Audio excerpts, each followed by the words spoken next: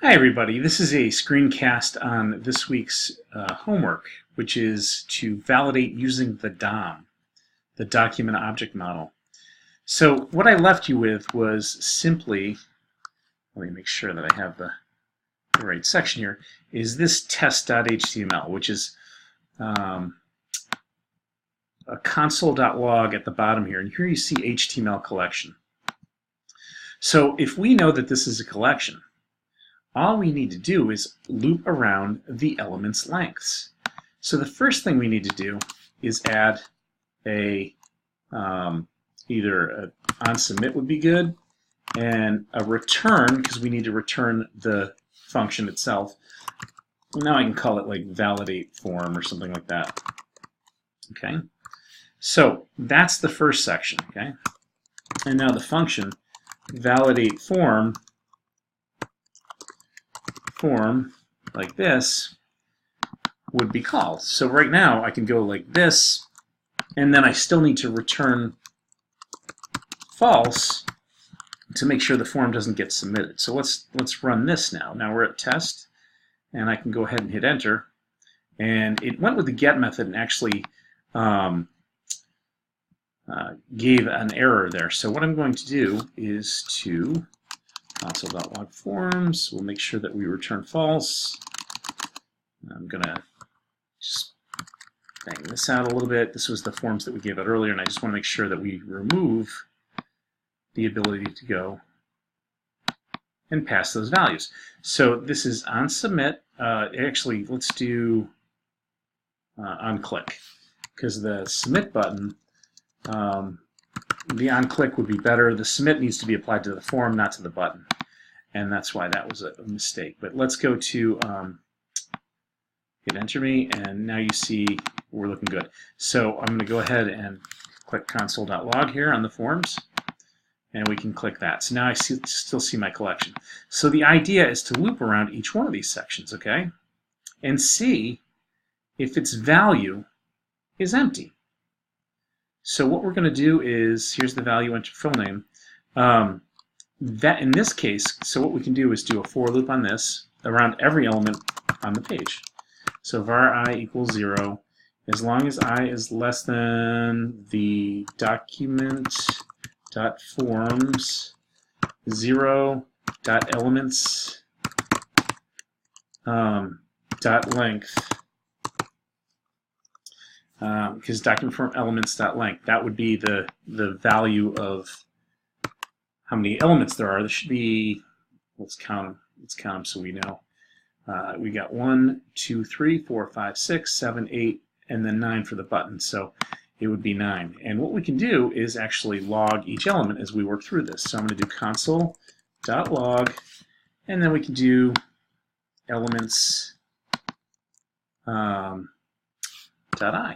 So what we're going to do, hopefully this works, is actually see what each element is. So I hit refresh again, and we'll do enter me, and here's the form. So this is first element, second element, third element, fourth element, fifth element, sixth, seventh, eighth, ninth. Okay, so basically now we know what each element is, okay? So that said, now that we're looping around this, what we can do is say, okay, if the document form elements I dot type is equal to empty, or document type value, if that's equal to enter full name here, then we know there's a problem, because that value is right there.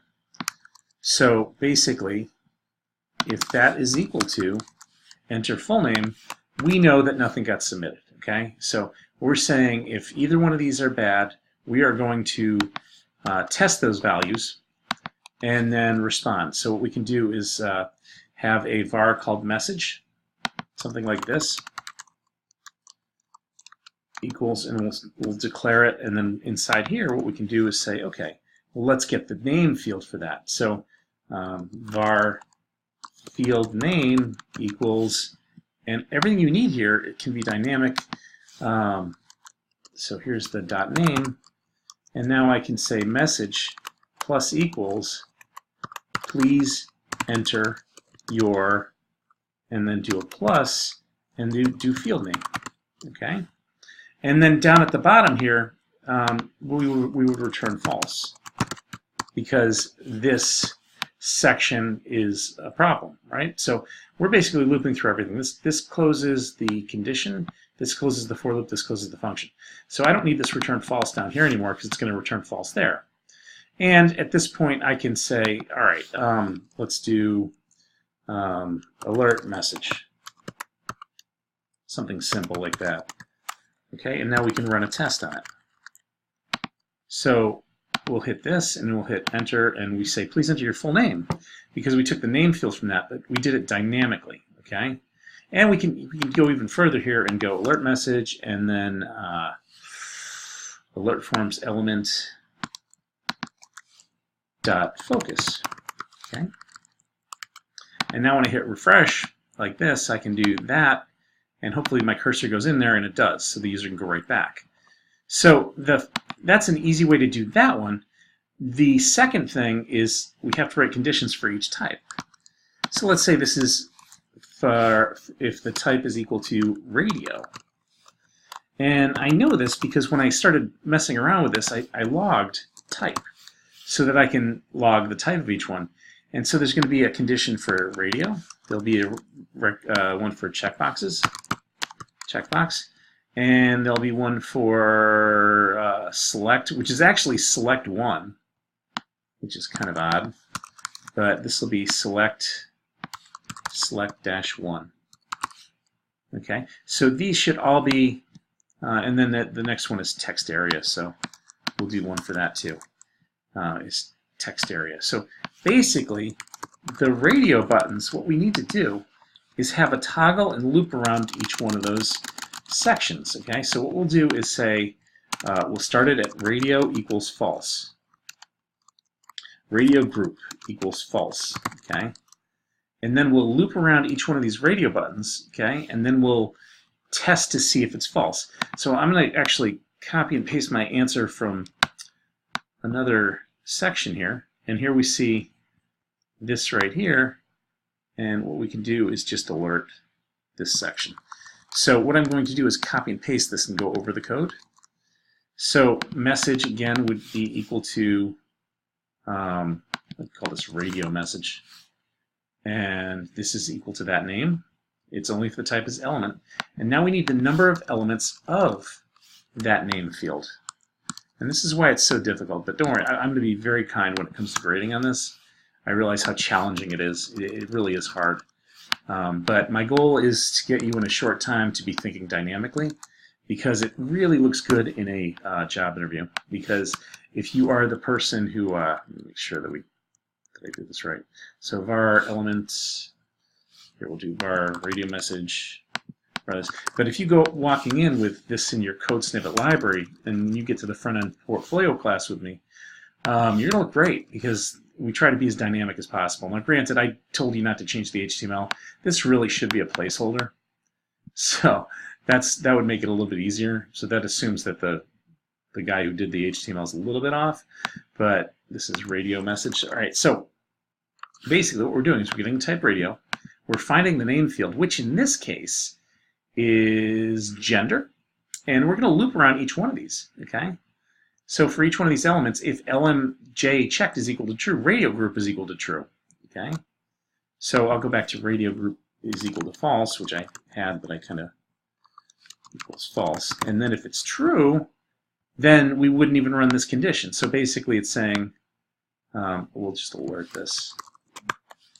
My other code is a little bit, I don't need to focus on this either. I'm just going to do this. So just this. So basically, this is your block of code, and the same one can be working with the checkbox. So this is the radio. This closes the radio button. This would be controlled by the for loop. So if the checked element is true, then the radio group is true, and then we'd bypass this condition.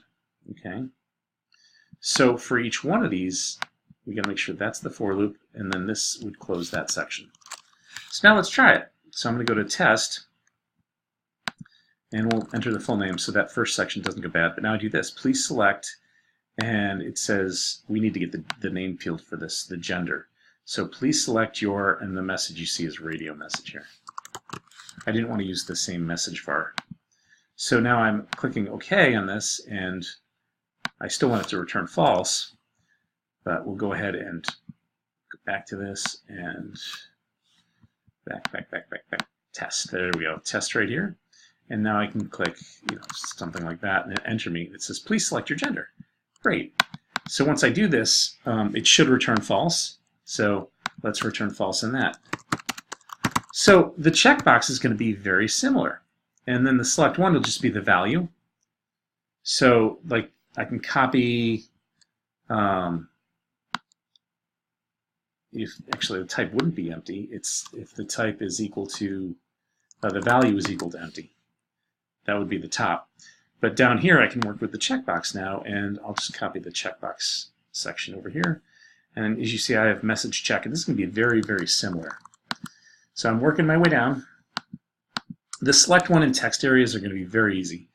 So this will be message check. Now this message text checked, I use the title in this.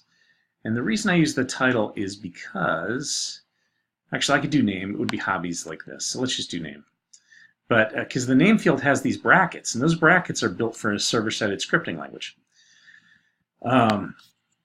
Anyway, I'll go back to this. This will be the name. So check name equals that. Message check would be, if I wanted to give it a title, I'll just do name.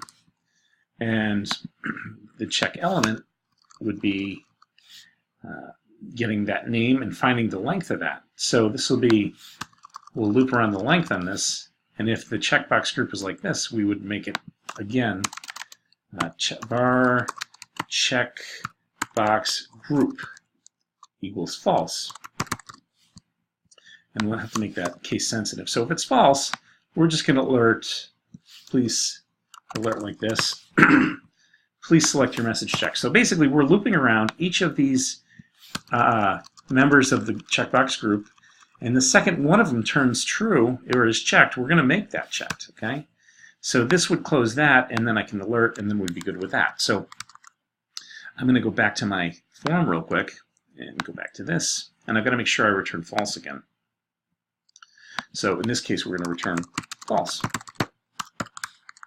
assuming the checkbox is false. So we hit refresh again, and I'll do my full name, I'll do mail, and then I'll hit submit to see if the check, see now it says please select your hobbies, which is great, that's what we want. So now that section is perfect, and we return false. So basically, it's a toggle. Checkbox is now false. When we loop around each one of these, if any of them are checked, we can name it true. And if it's not, we'll return false. Now this will be real easy, the select member. It's basically going to be if the document get element value is equal, because this is also a value, and so would this be a value as well. So what we're going to do here is we'll call it drop var drop message. Same logic. And we'll make it equal to empty. And then if the value is equal to empty on this, we can do the same alert we did with the text field up here. So we'll grab the value just like this. We don't need to focus, but these are the real easy ones because they're just values. So we'll do var field name equals document forms elements name and alert message, but this will be drop message. And this will be drop message, okay? And so when we alert that, we can also return false. And I'm just going to test on all these just to make sure they're perfect. But you see unexpected token line 97. I can fix that pretty quickly. Yeah, there we go. I need a semicolon here. Actually, I need a, this is for the text area, so we're almost done. Anyway, it's a hard assignment. Like I said, I'm going to be very, very lenient when it comes to grading this, so don't worry too much. But I would definitely think about getting this and incorporating it into your portfolio. So this says, please enter your show. Good. So now I can do this, and then it should send the data, which is it does. So the last one is the, let's do text area message. So we'll do a var text message. Var text message. And that can be just declared, and if the value is empty, we'll grab the name again, and we'll just put these values inside here, and then we'll be done. So this will be field name, we'll call it text. Text, and text. And I'm going pretty simple here, but it all starts from that looping logic and trying to get the idea of making everything dynamic all the time. So now I do this, enter your full name, good. Now we do this, we should have a gender. Great. Now I do this, I should have a hobby. Good, hobby's there. Now I have a drop down. Please enter your show. Good. And now I should have this. Now comments is, again, it should be a placeholder. And that's a problem with me in the HTML. So I'm going to remove that. You could always evaluate whether under comments is there, but that would be, there's other ways to attack that too. The idea, again, is to get you so that you can alter, someone else can alter the HTML and your code would still work. And that's why we're going by data type only, like the input type. So now I do this, and I should get comments. Good. Now I do this, and it goes ahead and saves. So this is your code, and it can be probably done more efficiently, but I like the idea of teaching you about the DOM and how everything's a collection. So if any questions, please don't hesitate to reach out. I hope this makes sense. I know for most of you there were issues with the checkbox in the radar groups. I tend to be, again, very lenient with that. But take a look at this. See if you want it in your code pen, and if you can speak to it, it might help you in a job interview.